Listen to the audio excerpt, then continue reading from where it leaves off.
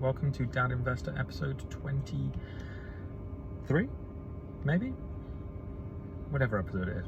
I'll check after the video, and if it's 22 then I'll write 22, but I've said 23. So I'm actually driving back home. We've been up in Leeds to see our friends for the last couple of days, stayed in the serviced accommodation, which was really nicely done.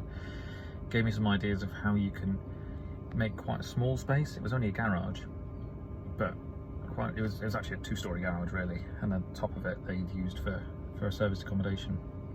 It was really cleverly done, good use of the space. It felt really warm, homely, nicely done throughout, so quite impressed actually. Gave me some ideas on how to do that. They say that when your mindset changes in terms of looking at properties, so part of the course I've done, and I was reminded of this, that the title of the course that I did is No Money Down, which the premise of that is none of your own money left in the deal, or no money left in the deal at all. But it actually extends a little bit further than just about the deal itself. It's more about a mindset. And I looked at a property while I was up in Leeds. In fact, friends of mine told me about a property which had just been reduced by £500,000 in the last week. So they're clearly desperate to sell. It's a massive house. It could easily be used as a serviced accommodation, and just based on comparables in the area, it could be £500 to £800 a night. Big place, really big place. Needs a decent do-up because it's been done oddly, but fine.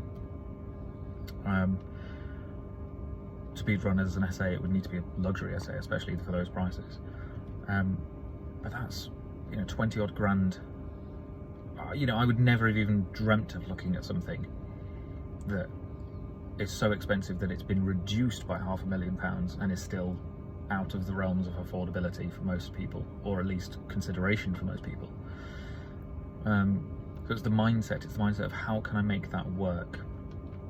Once you do that, you just start to see things everywhere. You start to see deals everywhere. You start to see potential points of conversation for people. When people bring up that they've got, I've had two friends so far bring up that their parents are thinking about putting money in property because it's safer, and they're right. Well, statistically speaking, it's historically safer.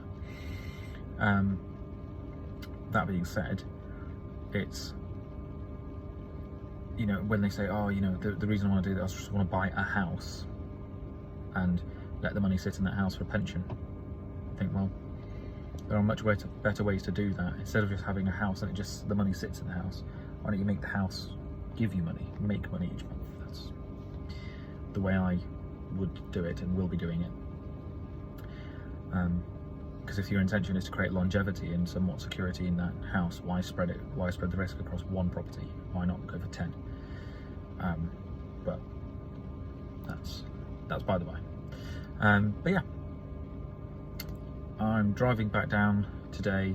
I've got to send, as I said in yesterday's videos, I've got to send the numbers over to one of my JV partners for their properties, and then another JV partner, I'm sending them the numbers of a prospective property that we're going to view next week. So that will be good fun, and hopefully when they see that the numbers stack on those, we'll be pulling the trigger on those, and then you'll have some update videos and photos alongside to show you where we're going with them. There's not really much else to say. Dad Investor episode 20 something. Again, I'll probably stop from here saying the numbers, so tomorrow it'll just be Dad Investor. Over and out. Have a lovely rest of your day. Speak to you soon, and yeah, look after yourselves.